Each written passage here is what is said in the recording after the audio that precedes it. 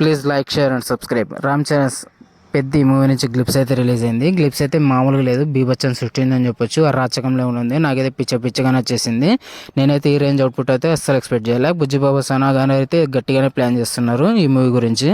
ఇంకా voice over మాత్రం మామూలుగా లేదు. ఈ రేంజ్ ఈ స్లాగ్ అయితే నేనైతే అస్సలు ఎక్స్పెక్ట్ చేయలే. స్లాగ్ కూడా చాలా బాగా సెట్ అయింది మన రామ్ చరణ్ గారికి.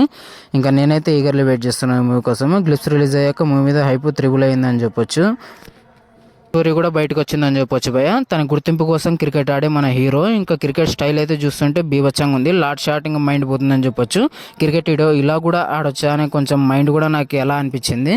ఆ రేంజ్ షాట్స్ అయితే మనకు బీభత్సంగా బాగా కనిపించాయి. ఇంకా గ్లిప్స్తోనే ఈ రేంజ్ అవుట్పుట్ అయితే ఇంకా టీజర్, గ్లిప్స్, మూవీ ఇంకా ఓవరాల్గా అయితే హైప్స్ అయితే జయం లేచాయని చెప్పొచ్చు.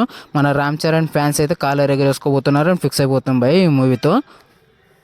ఇంకా గేమ్ చేంజర్ మూవీతో ఏ రేంజ్ హేటర్స్ని చూసారో ఈ మూవీతో అదే రేంజ్ ప్రేమను కూడా చూస్తారని నాకైతే అనిపిస్తుంది. ఓవరాల్గా గ్లిప్స్ నుంచి వచ్చిన రెస్పాన్స్ అయితే అదిరిపోయిందని చెప్పొచ్చు.